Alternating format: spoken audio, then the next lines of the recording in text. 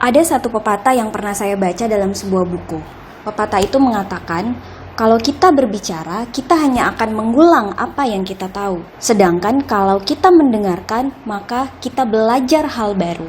Di sesi ini, kita akan membahas mengenai komponen penting dalam berkomunikasi, yaitu menjadi active listener.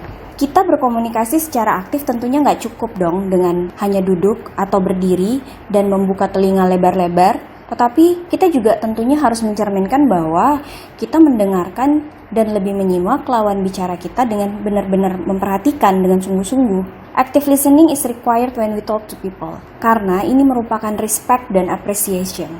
Bentuk respect dan juga apresiasi kita kepada lawan bicara. Kebayangkan kalau misalnya teman-teman lagi ngomong dan teman bicara kita nggak dengerin. Kita ngomong aja sendirian seperti kaset rusak.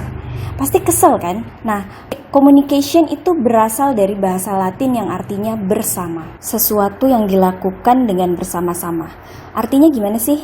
Ada saya yang ngomong dan ada teman-teman yang dengerin.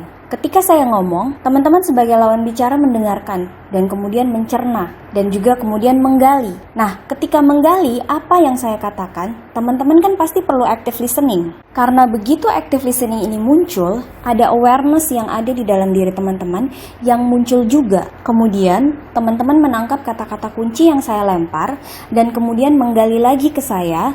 Begitu teman-teman bertanya kembali, "Nat, ini maksudnya apa sih? Yang tadi kamu sampaikan itu seperti apa?" Pasti saya akan merasa, wah, dia mendengarkan saya loh. Artinya dia respect dengan saya. Nah, jadi gini, communication is an art. Seni membangun hubungan. Komunikasi itu bukan ilmu matematika atau ilmu eksak lainnya yang kita tahu. Jadi yang 1 tambah 1 adalah 2. Kenapa? Karena ada emosi di dalamnya. Ada reaksi, ada active listening, ada gestur. Jadi, kalau kita tidak punya gestur yang positif, sudah pasti Anda tidak bisa menjadi active listener yang baik. Kemudian muncul pertanyaan, nah bagaimana dong biar bisa active listening? Karena kan tidak semua orang bisa mendengarkan. Kalau menurut saya, semua orang bisa mendengarkan. Hanya biasanya karena ego yang besar dan kurang penghargaan diri dari dalam diri dia sendiri dan penghargaan yang diberikan oleh lingkungan karena dia terlalu egosentrik. Nah, kalau cuma kita saja yang ingin didengar tapi kita tidak mau mendengarkan orang lain, bagaimana bisa kita membangun sebuah sinergi dan building rapport dengan mereka? Simpelnya gini deh. Yang pertama, just open your mind. Jangan ada mental block dalam diri kita yang selalu menganggap bahwa ya udah kita yang paling benar. Dan kedua, tentunya respect others. Ini paling penting juga. Jangan judgmental, apalagi prejudice. Ya simpelnya seperti itu. Saya pribadi sebenarnya lebih senang banyak bercerita dan sharing dibanding banyak membahas teori-teori ya. Karena biasanya selesai training itu, kalau teori biasanya langsung cepet banget kita lupanya. Benar kan? Saya pun terkadang seperti itu juga. Jadi lebih tertarik dengan apa yang diceritakan langsung atau dari cerita pengalaman-pengalaman orang lain. Baik, kita lanjut.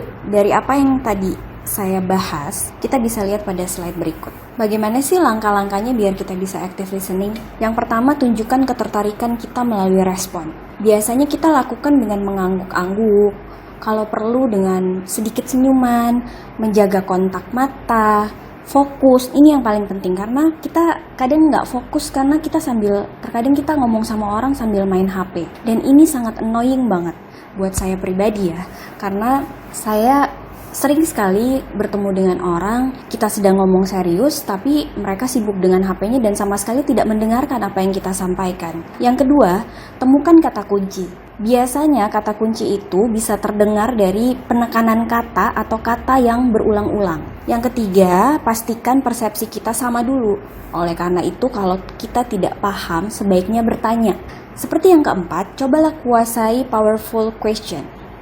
Seperti pertanyaan-pertanyaan terbuka dan yang tidak menjurus ke hal-hal yang negatif.